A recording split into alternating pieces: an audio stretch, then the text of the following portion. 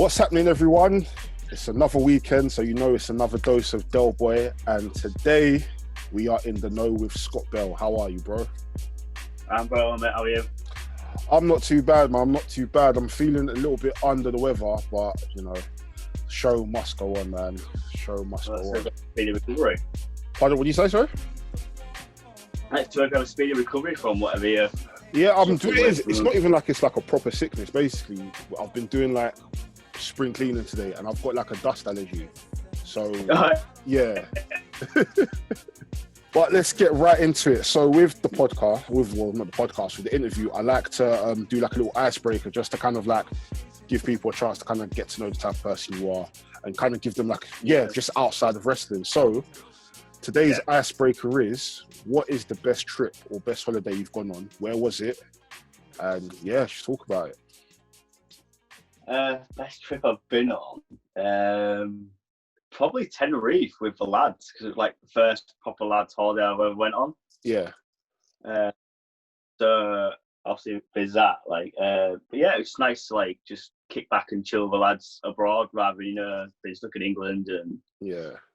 And we've been like one of the first like proper holidays as well with the lads, and like one of the first proper holidays I've been on. Like it was just nice to just get away from everything, you know, over here. But so yeah, it was. Yeah, I'd say that's probably my favourite. How long were you in Tenerife for, was it? It was for about a week, but we liked it so much we went back next year.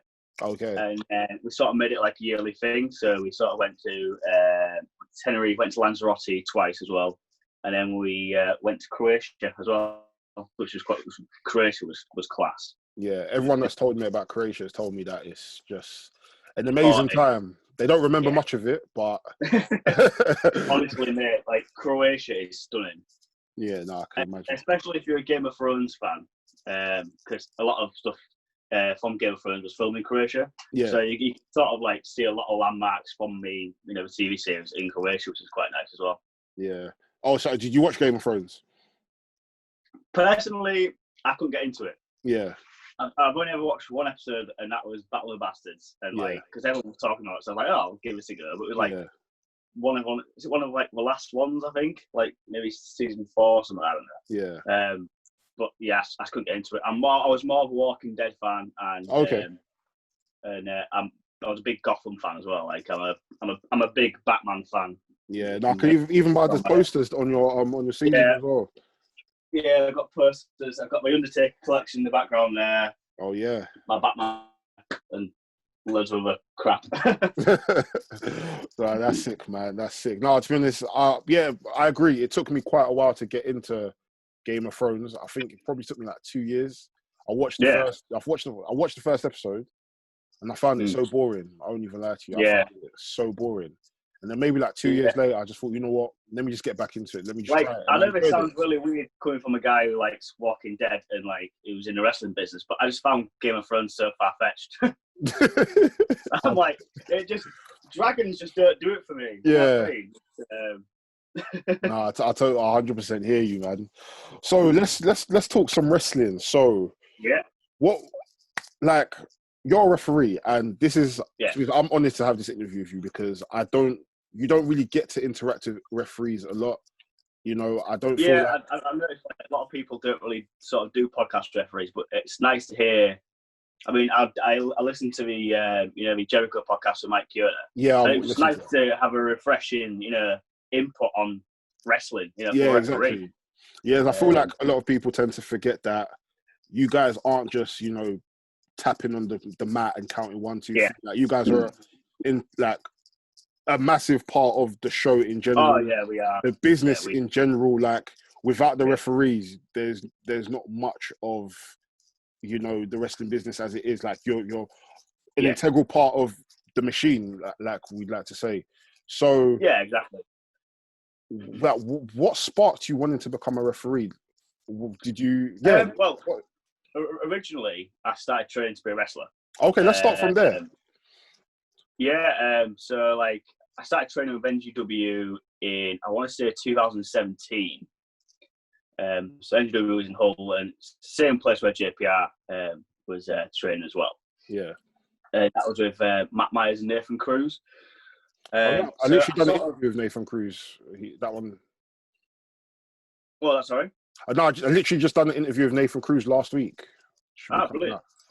Brilliant interview. Proper sick. Yeah, definitely.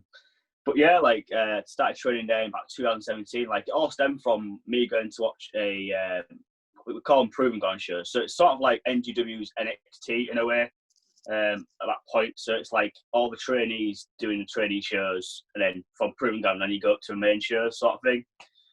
So me and my friend went to go watch a Proving Ground show, and then we saw a flyer saying, "No, do you want to be a wrestler?" and all this lot, come try it, and just see what it's all about, sort of thing. So we thought, we'll go, we'll give it a go because we've been lifelong wrestling fans. So we thought it won't hurt to go, try out a session. And then since then, I've never looked back really. And then sort of, it was more like about a year into it, I'd say. I started watching a lot more, noticing referees more than watching wrestling. And that sounds really stupid, but I was like, I won't mind giving that a go. And I was mainly watching people like Charles Robinson and Mike Yeo, like I mentioned before. But Charles Robinson's one of my all-time favourite referees. I think he just brings so much to the match he refs and stuff like that. But yeah, and I pulled my to the side and said, I want to give refereeing a go. Do you reckon I can do it? And he looked at me, and I'm only about 5'4", 5'5", and he said to me, "You'll be perfect for referee, because you make even the smallest of guys look massive." Massive, yeah, exactly. So I took it on board. I was like, I'll give it a go. So I started doing training matches in training, reffing there. And then Matt got me my first reffing gig at British Wrestling Revolution, which is based in Grimsby and Cleethorpes. And that was one of his matches, which I reffed. And then from there, I started refereeing every single event for BWR. When I started getting more in NGW, and it just sort of spiraled from there on. And then we're nearly 2 years down the line, and I'm still really enjoying it. I'm still loving it. Really, it's class. Yeah. No, that's proper sick. So in terms of refereeing, because for me it's still I'm still trying to learn more about it. So is there a certain type of training you need to did you have to transition from wrestling training to referee training, or is it something you just learn on the fly? It definitely helps to know your basics. I knew my basics from training to be a wrestler, and then the more you learn, the more you pick up by watch. I learned a lot of my craft by watching referees on TV. So I watched Charles Robinson, and I started watching Chris Sharp, who's the head NXT UK referee at the moment. And I just picked up little things from there, and then later down the line, you pick up things you pick up things off of people you work with. I got to work with Chris Sharp once. It was a brilliant learning experience for me. And then other referees, and then you'll pick up stuff from them, and then you'll get feedback from other wrestlers, and they'll tell you, stuff you did right, stuff you did wrong. But it's better to get feedback off other referees, because the main thing you get told by a wrestler is, "Oh, it's fine." You don't really get, it doesn't. We don't necessarily break it down, to sort of better yourself in a way. Yeah. But yeah, I just sort of kept watching matches, picking things up here and there. And then as I started training more and more to be a referee, I started understanding the different parts to a wrestling match more and more and more. You think it's 4 parts to wrestling match. I'm not going to go much into it, and you start thinking, well, that goes there, that goes there, that goes there. So you sort of preempt what's going to go on in a way. So you sort of, say someone's taking a suplex, and they might pin them after. You need to be around that side of a suplex to then get down for 1, 2, 3, and it's just little things like that. You pick up, and you just get better at with time. I think it's more repetition and more practice, which practice makes perfect, basically. For me, it wasn't any great deal of proper thorough training to be a referee. You just sort of pick up as you go along, really. Yeah, I know that makes sense.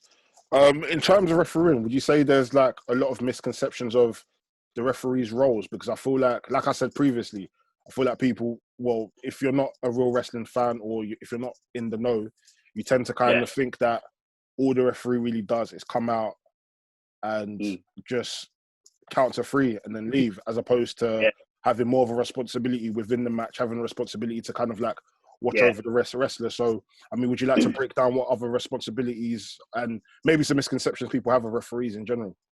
Yeah, definitely. I think the biggest misconception is, like you say, referee just there to count 1, 2, 3.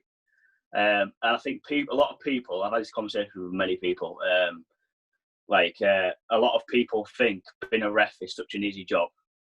And it is far from the truth. Like, obviously, you're there to count the pins. You've got to look out for your wrestlers. You know, if they're injured, you've got to make that decision on the fly, whether to continue a match if they're injured, or if they decide to make, if they can continue themselves in that decision to make sure that we're actually all right. Your timekeeping as well, all bits and bobs of that. Just so many different spokes in the wheel of being a referee. It's mind-boggling when you first get into it, but once you've done a fair few shows, it just comes so naturally. So it's like riding a bike. Yeah. But yeah, there's just so much to it. Like, obviously, certain spots you need to be in the know for and stuff like that. And the main thing about a good referee is they bring more drama to that match. If you've got a referee who's just stood in the corner doing nothing, then for me, it brings down the whole. If you've got two wrestlers, like, you know, who are absolutely, you know, kicking the crap out of each other and trying to put on the best show they can for the people who are in attendance, and if the referee's not reacting to what's going on in the ring, for me, that just sort of, you know, the excitement level sort of drops in a way. Yeah. So it's good to, you know, having a good referee also can tell a really good story, having that reaction as well. 100%. Even when you mention people like Mike Yoda and Charles Robinson, those are people that I look at and they bring such a presence to their wrestling matches. And it's just, even if you see someone like Charles Robinson, he's getting pushed, you know he's not the type of person to have it. He's going to push right back. Even Mike Yoda, even El Hebner's son, he was someone that had a lot of personality to him. Someone Rick Knox, that's in AEW at the moment. He done a lot of he even had a program with the Young Bucks in PWG where, you know, super kicks, and it got to a point where he now started fighting back and even started doing stuff like Canadian Express. It's to mention Rick Knox because, like, I watched a lot of that PWG stuff and I was like, well, I can wrestle, so I can do that and referee at the same time. But I was like, nah, I'll just stick to refereeing because it hurts being a wrestler. No, but don't you think, like, wouldn't you? Because sometimes even someone like Drake Younger, who's in NXT at the moment as a referee, I've always thought to myself, because he was a sick wrestler, I've always thought to myself, like, don't they ever have that itch of, like, potentially having, like, that storyline of, you know, them getting provoked, like, each and every week? And 1 minute and just come out of nowhere and just, you know, say, fuck it, let me just have one more match. Like, don't you ever have that kind of feeling? Well, I actually had a match. Basically, it was a storyline in BWR where it was a thing called the Youth and Revolt tournament. So it was like up-and-comers in this tournament to, you know, the person who'd win the tournament would then get a BWR contract, so to speak. So it was a guy called Rogan who was facing this mystery opponent who was meant to be a trainee at the BWR Academy, which I was.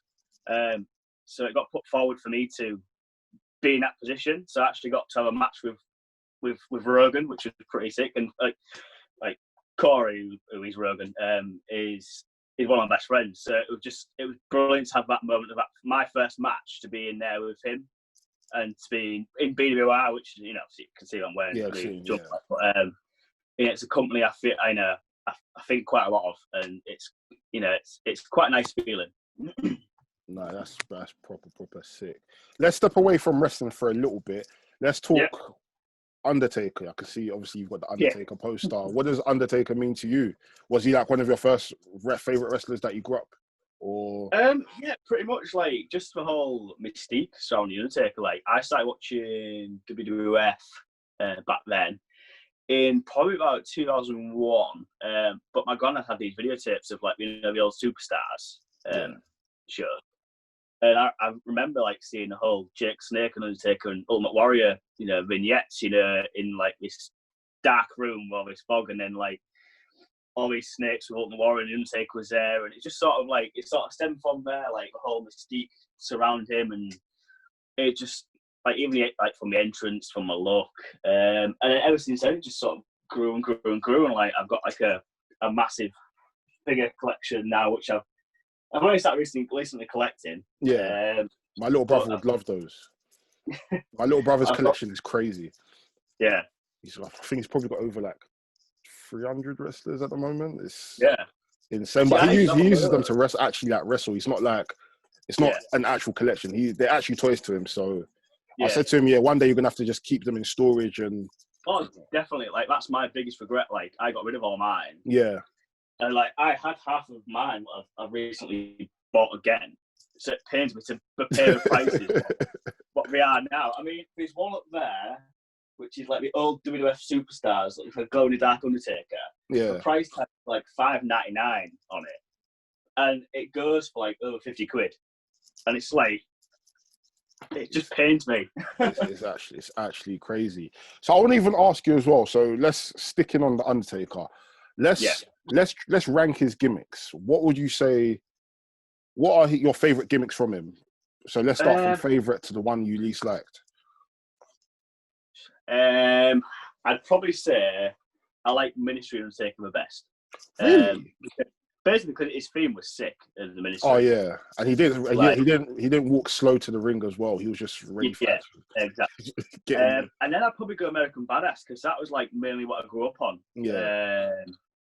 And then it'd have to be the old style Taker, with when he first came in, Paul Bearer, and then I'd probably go when he came back as a dead man.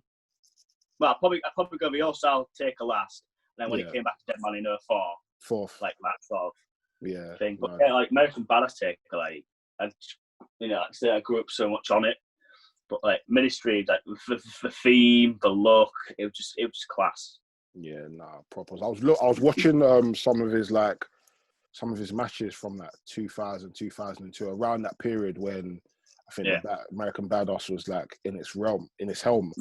And one of the matches that, not that I forgot about it, but I forgot how good it was his hardcore title match against Rob Van Dam.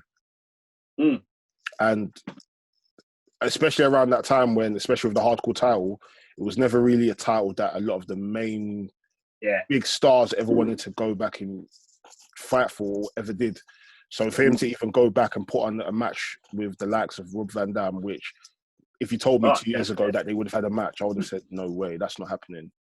Yeah, like going back to hardcore title, like one of my favourite Mania matches of all time is for the hardcore title, and that was WrestleMania 17, where you had Big Show, Raven and Kane. Yeah, what a match! It was just class. It had so much to it, like Kane on a golf cart. that's just gold in itself. Like, no, that's proper sick. So, what other wrestlers were you into growing up besides Undertaker? It's Undertaker and Kane. Kane, like. Kane. I just love the look of Kane. Like I've got loads of Kane figures as well. Yeah. Like especially the 01 Kane, because 01 Kane was best attire, and he was massive as well. Definitely, I've got one figure from, if you remember Survivor Series 2001. Yeah. Where he, that's the only time he wore that. I actually I remember when I was younger and when the 2001 Survivor Series action figure came out, I actually had that one. Yeah. But that's like my favourite Kane attire of all time. Yeah. It was so different at the time as well, because you always used to just see them in the black. And when he came out in that red attire... Yeah. It just sticks out in mine. It's baffling that's the only time he wore it as well, which is weird. Yeah. I thought he would have at least worn it for a few more, but I mean... Oh, definitely, yeah. But yeah, 01 Kane was just sick and so jacked. Massive, absolutely massive. I think, even watching, like, I went back to watch some of his older matches as well, and just watching his 2002 run when he was, I think he was tag team champions with the Hurricane. And then there was a TLC, I think it was a TLC match or a ladder match. And he won the ladder match by himself, and I was just like, this is one of my favorite TLC matches. Like outside of like the Hardys and Edge and Yeah, Christian that was and on Dudleys. Raw, wasn't it? Yeah, the Raw one. I think Yeah. Christian and Chris Jericho. Bubba Ray Dudley, wasn't it? Wasn't he? Because he got knocked out in that match. Yeah. No, I can't think of what it was. But again, that Kane was class. Like the Slow Chemical theme was like one of my favourite. One of the best themes as well of all time. Absolutely crazy theme, man. Crazy theme. So talk to me a bit more about your love for Batman. Yeah. Has that ever? Talk to me about it. Well, basically, it sort of stemmed from my childhood. Like I started watching the old 1966 Batman TV series with my dad, and it just sort of grew from there. Like one of the first videos I earned was Batman on VHS, like the Tim Burton one. Oh yeah. And then it just grew and grew and grew, and then like it's weird to explain my love for Batman because people don't understand it. It's like just one of those things, isn't it? Like you never really sort of grow up. Like it just keeps evolving because it's one of the things which is just constant year after year after year. There's always something new Batman out, so it's just constantly evolving as the years goes on. There's always a new story. Always new stories, new comics, new action figures, new adaptions. Even like within the DC universe, well, not the actual DC universe, but DC comic universe, they always tend to have like new Batmans and everything. So, oh yeah, definitely, yeah. But like my favourites have got to be the Tim Burton films. Like I watch Batman Returns every Christmas without fail. Yeah, and it is a Christmas film, despite what people say. Wait, which one is Batman's Returning? Is that the one with Arnold Schwarzenegger? No, that's Batman Robin. So that's you've got Batman with Jack Nicholson as Joker, then you've got Batman Returns with Danny DeVito and Michelle Pfeiffer as Catwoman and Penguin, then Batman Forever with Jim Carrey and Tommy Lee Jones as Two-Face, and then you've got Batman Robin with Schwarzenegger and Uma Thurman as Poison Ivy, Mr. Freeze. Yeah. That was... But yeah, I've got a mad love for Tim Burton, like you can see. Joker there. That's sick. And then Michael Keaton's Batman there, and then Catwoman there. That's proper sick. So even with Batman, would you have? So let's say you had continued pursuing the wrestling side of things. Do you think you would have had some sort of like Batman-inspired character, or maybe just inspired the costume? It's funny you should say that because like when I first started off and we started, like Nathan and Matty were like saying, start thinking about some characters and stuff like that, and sort of what gimmick you want to go down. And like the first thing that came to mind was a Riddler / Mad Hatter crossover. Yeah. And like my idea was to like always say my promos in like in rhyme, like Mad Hatter does. But thinking back on it, like stupid idea because it'd be so hard to just rhyme everything, like especially for me because I'm hopeless that sort of stuff. But yeah, I'd always go down that sort of route. Like I'd pick out a name, maybe something to do with Batman, But yeah, I definitely that was one of the main focuses when I was thinking that character was just Batman. Nice. So who's winning the fight, Batman or Superman? Oh, Batman, hands down. I was expecting that answer. I have this argument with one of my friends, Chris, and he's always expecting, but he's a big Iron Man mark. But I'm like, Iron Man's basically a Batman ripoff. Yeah. When you think about it, like we're both billionaires, we both build our own, make our own suits. Yeah, exactly. Same person, basically. But Batman's 10 times better. So. Yeah, no, I do prefer Batman over Iron Man. I do like Tony Stark. I do think, but yeah, he's a bit too conceited for my liking.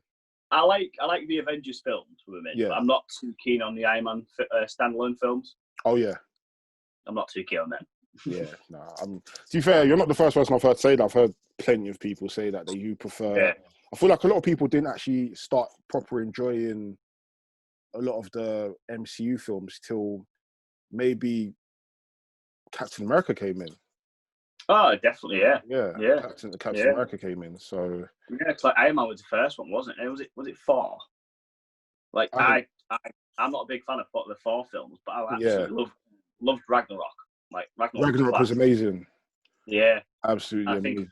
Think when Marvel sort of started taking that different step with the films, like the way they look and the way where they are, I think it just got better and better and better. From then, I started going watching every single Marvel film which came out in cinema. Yeah. No, I don't. So, what's your thoughts on the DC films? I won't lie, I've not been a fan of them. I wasn't a big fan of Suicide Squad. Well, I didn't mind it. It wasn't great. I mean, it had a class soundtrack. Yeah, one of the best soundtracks I've heard in a while. Batman vs Superman was good. I enjoyed it. I thought it was a really good different take by Ben Affleck on Batman. But I wasn't too keen on Justice League because it's like we just tried to cram so much in an hour and a half. Yeah. And it just seemed like it was all over the place. Like for me, it's one of them films where you walk away thinking it was all right. It wasn't the best, was it? Yeah. Like I'm absolutely stoked for see what the new Batman film's gonna be like. It looks class. Yeah. But that's me being biased. Yeah. So I won't lie to you. When I first watched Batman versus Superman, I had to watch it twice because the first time I was so confused. I felt like there was so much going on. Definitely. And I just kept hearing Martha, and I was like, okay, cool. I need to go watch this with my siblings again because we're quite like savvy with like comics, even though we're like more of Marvel. But it's a new Batman film. You have to watch it. So we've gone to watch it again, and I've just left with more questions than answers. And I'm just like, I'm not gonna lie. I don't think I'm gonna watch. I don't think I'm gonna watch any DC films for a while. When I had the first watch through, I was like, wasn't really worth the wait. But when I started watching it more times, I was like, hey, it's not too bad. I was like at Batman Begins. Like, Dark Knight's my favourite Christopher Nolan Batman film. Yeah. But when I started watching Batman Begins, and like, the more and more you watch it, the more and more you think, this is pretty good. This is good shit, this. Yeah. And then, like, Dark Knight Rises is good, but I think it's my least favourite Nolan film. Yeah. Yeah. Wow. We'll definitely have to do another episode and let's just talk about comics, honestly. I could speak all day on it. So let's even just pop back into wrestling. The current product, are you watching like AEW, NXT? Like, what are you watching at the moment? I sort of watch mainly like, the main pay-per-views and stuff for WWE. Main pay-per-views for AEW. I don't really watch Dynamite. If someone lads in the group chat say, it's a good match, go watch it, whatever, I'll go watch it. Yeah. But mainly, I'm like so into like WWE documentaries at the moment, like Chronicles and like just mainly stuff on Undertaker. Like we've been, 30 Days of Dead Man. Like I still need to watch the new Broken Skulls session on Undertaker, which would be quite good. But it's just nice to see a refreshing side of the guy Matt Calloway, rather than the character of the Undertaker. After so many years of being, strict to kayfabe, it's quite nice. Yeah. But yeah, I mainly watch like documentaries and stuff. I've been watching a bit of Rev Pro as well, which have been fun up because I've recently just worked for Rev Pro. Oh, how was it working there? So, it was brilliant. I can't say any better words about Rev Pro. It was my first time there. Yeah. And everyone was so welcoming. Like I know one of the head refs, Oscar, there. It was quite nice to kick back and chill out with him and, sort of reminisce. But yeah, everyone there was just so nice and welcoming, and it was class. Like, I hope to be back there again someday. Yeah, no, that's even one of my because even when we first started doing this podcast, one of the first shows we went to was a Rev Pro show, and I can't remember where the venue was, but it was in like a theatre, and it was an amazing show. Proper amazing. Got to see some amazing talent, and just like I've always commended like the London, like not even just London, but the British wrestling fans. Like, the chanting, the atmosphere. It's like being at a football match. Like it's so. There is no better crowd than a British crowd. Yeah, honestly. I mean, the only one what maybe tops it for me is doing the camps like Butlins. Like you're there in front of nearly 2,000 people. Yeah, all screaming kids. With what have been parents have been dragged along by their kids to go watch this what's going on in the main area, like, but it's just so deafening is the sound of of all that, but it's just so brilliant to be in the middle of it all. But yeah, like the British fans are brilliant. Like there's no other fans like it. Like you can see it at Raw After Mania, like everyone chanting, and it's mainly British fans starting to chant. Exactly. So even when you touched up on Butlins, my first ever wrestling show was actually at a Butlins. I can't remember how old I was, but I remember going there and I was just thinking, oh wow, like this isn't WWE, but because maybe I think I was a bit naive. I used to think like, oh, if it wasn't WWE, and obviously because I started off watching wrestling via WCW, so I just thought to myself like, oh, if it's not WWE and WCW, I mean, obviously there can't be any other wrestling besides those two. Yeah. And then going to Butlins and actually seeing people wrestle, I was just thinking, oh shit. And then funny enough, one of the wrestlers I remember seeing at Butlins ended up working in the WWE maybe like 7 years later. Mason Ryan. Oh yeah. So he was on that because I remember seeing him when I was young and I was like, oh, this guy looks like Batista, and I think his name was like SmackDown Warrior or something. Yeah. And then when he turned up on Raw, I think it was when he joined the Nexus. And I tapped my little brother. I was like, wait, isn't that the guy that was at Butlins when he was younger? He was like, oh shit, that was him. And I was like, it's actually crazy. And it's only that as years, like maybe like the last few years, I've actually gotten to speak to more people about like the whole Butlins and Bognor Regis, like that kind of scene. And I didn't realize how booming it was. Oh, definitely. I actually didn't realize that. Like a lot of people knock it. Like they say, oh, it's only the camps. I think it was Daniel Bryan who Daniel Bryan. Was like you learn so much on the camps. Like I honed my craft so much on the camps. Like because you're just constantly doing it, and most days. So you're getting better and better and better at it. And there's no better audience to sort of try different things out in front of than a non-wrestling audience, if that makes sense. Yeah. Because you've got all the kids who, will go apeshit over hip toss. As compared to the only people who go apeshit over Canadian Destroyer, like a Progress show or something like that. But that's one of the best places to just learn, to keep learning, especially when the people you work with. Like the amount of people I've worked with over years who have gone on to do better things, and like people I've worked with a lot of NXT UK guys. Just like people like who have been and gone like WWE and stuff like that. It's like it's just brilliant to see, you know what I mean? So that's proper sick, man. Hopefully, I mean, with the pandemic at the moment, we're not going to be doing. I honestly don't know when shows. Well, a lot of shows will be back. I know you spoke about Progress, and a lot of the more prominent shows, they're going to be doing more like bubbled shows with no crowd and whatnot. Yeah. But not every company has the luxury to actually do that. So, I mean, boy, only God knows when we're going to get back to normality, because I do miss going to wrestling shows, honestly. Oh, like I do something like it's such a different atmosphere about a crowd. Like before the whole massive lockdown thing started, I was lucky enough to be part of. You remember Wrestle Talk No Fans Monday? Yeah, I was watching that. Yeah. Yeah, I was one of the referees on that with Tom Scarborough. Oh shit! And it was like the first time I'd been in front of no crowd. Yeah. And it was like shit, this is so weird. But when you think back ahead, like down that lens is thousands of people watching. Yeah. So the show must go on. Exactly. But it's like after like I did 2 days Rev Pro, like my voice was shot because you've got to amplify yourself that much to compensate for having no fans there, so there's no sort of like dead silence, so to speak. But I couldn't speak for like 2 or 3 days after 2 days of Pro. It was shocked. Yeah. That's crazy, man. I mean, it's we're just in times now where you just kind of have to adapt to where it is now. Because even when WWE kind of went into like the no crowd era, I was just watching. I was thinking, fuck, the crowd is actually very vital. Like even when you're watching them like cut promos and just doing certain moves where usually they have crowd interaction. Like 80% of being a wrestler is a reaction to the fans. Yeah. You know what I mean? Like cheering the crowd up to go for something big. It's like they're not there. Exactly. You just got to find things to sort of replace that, and it's quite hard at first. But once you get used to it, I suppose it's completely different. Yeah, no, 100%.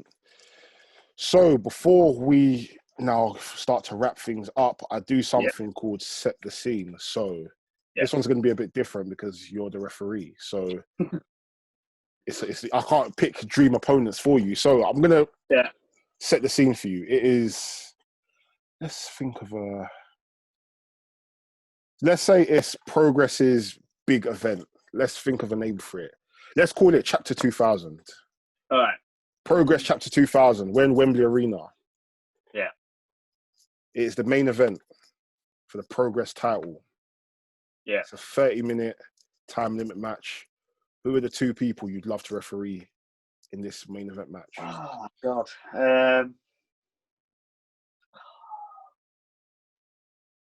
That's a tough one.